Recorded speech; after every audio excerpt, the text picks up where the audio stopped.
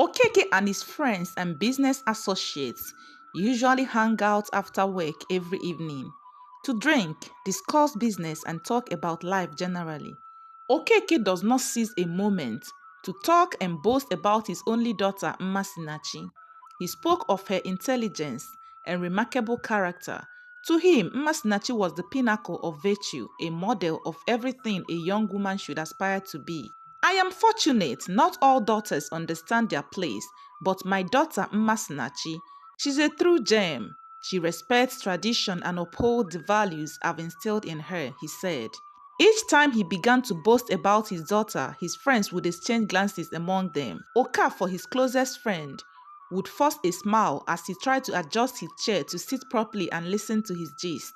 What he does not know was that each of the men held a knowledge that he was blissfully unaware of, one that made his self-assured pride almost tragic. Mmasinachi was beautiful and she knew the power of her charm. At the university, she enjoyed her independence, flirting with men who were often closer to her father's age than her own.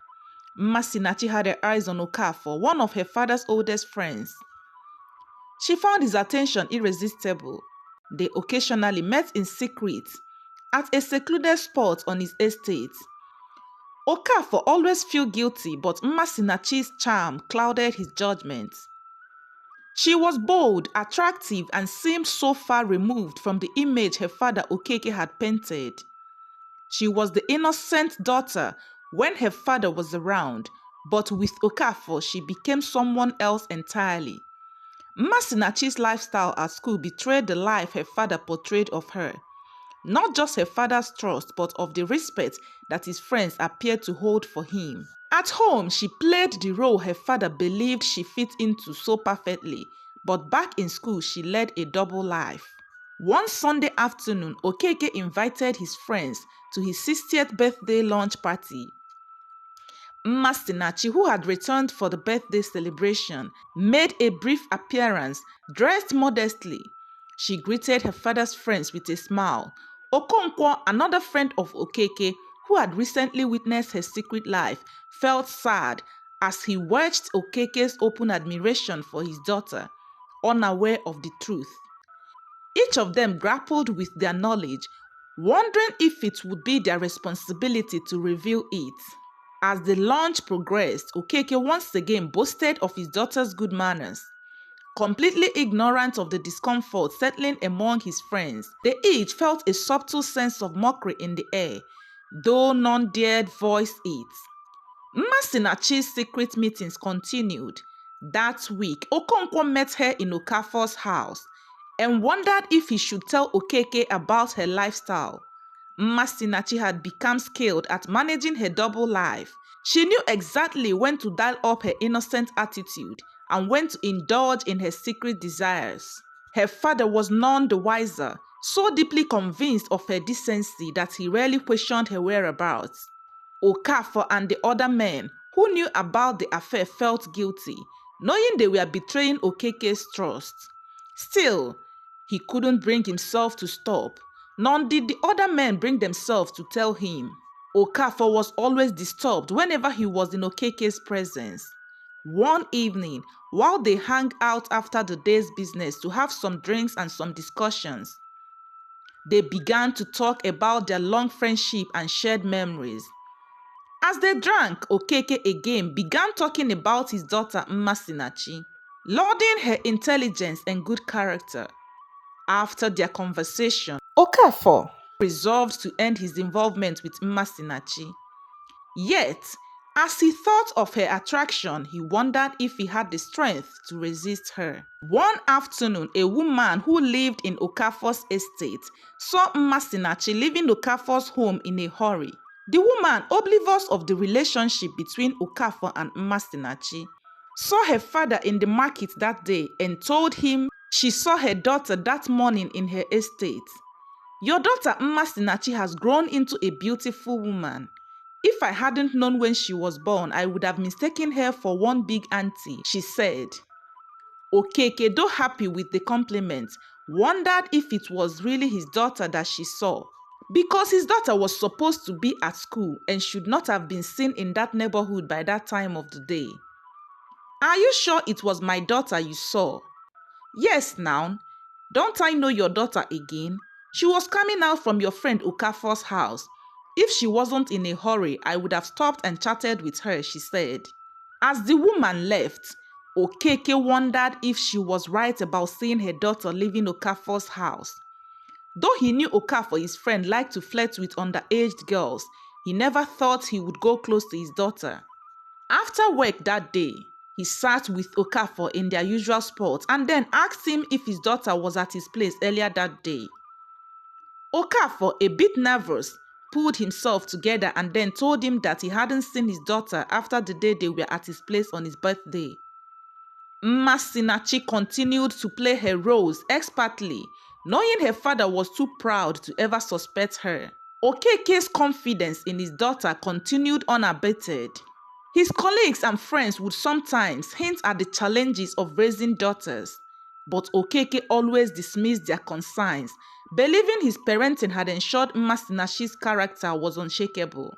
His pride became a point of contention in conversations as his friends struggled to mask their discomfort each time he praised his daughter's so-called innocence.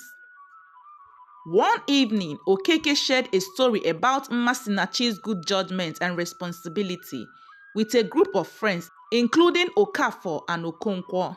The men felt pity and resentment toward him.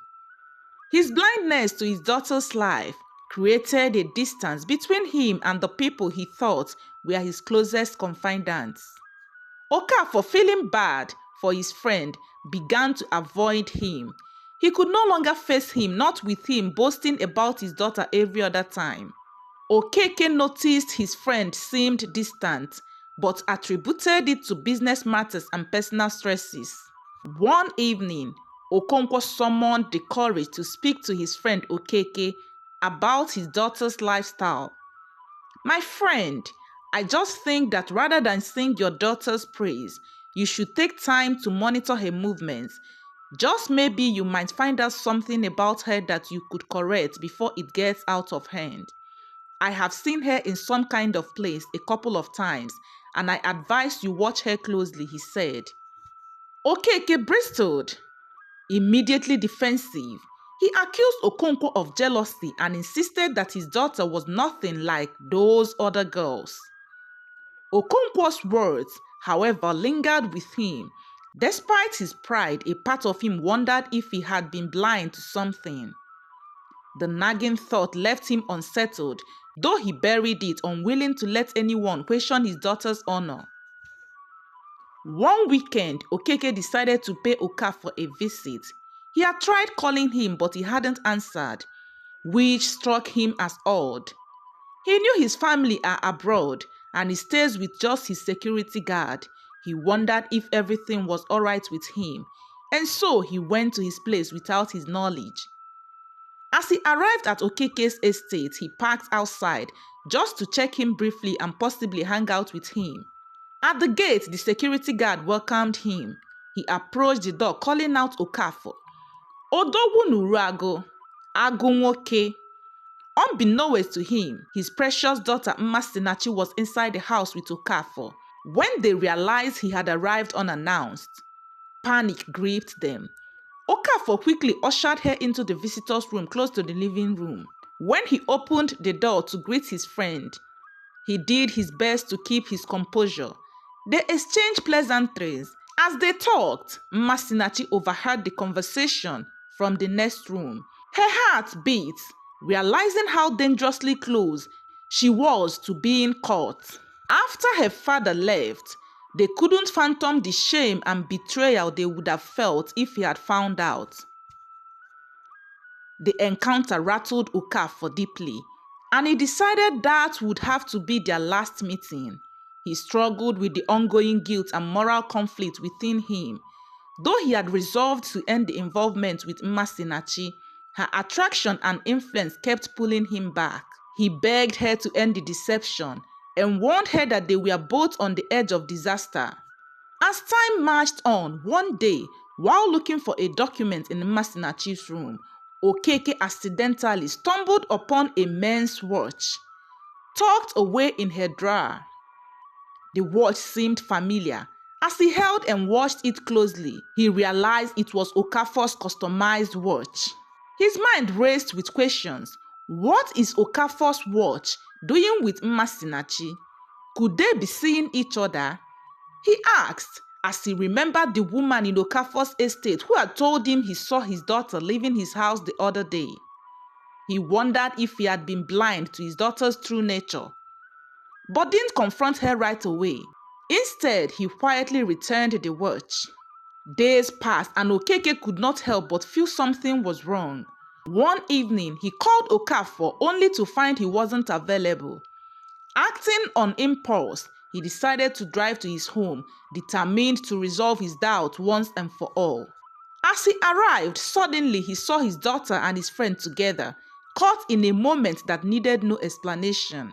The truth hit him like a tidal wave, and he felt as if the world around him was crumbling. His image of his daughter, the trust he had in his friend, and the pride he held in his own parenting, all of it shattered in a single devastating moment. Okeke was heartbroken and disappointed. He could not keep his emotions bottled up, and so he called his daughter and demanded the truth. Mmasinachi told her father everything and admitted to her actions, but nothing she said could justify the hurt she had caused. Okeke withdrew from his friends, ignored their calls and invitations. He couldn't face them, knowing that the people he trusted most had been part of this evil. Days went by and Okeke, unable to ignore the betrayal of his friends, decided to invite them to his office. When they arrived, he wasted no time revealing he knew about their involvement with his daughter and expressed his anger at their betrayal. Okonkwo, you knew, and instead of telling me you were beating around the bush, he said. But Okonkwo insisted he did what a friend could have done.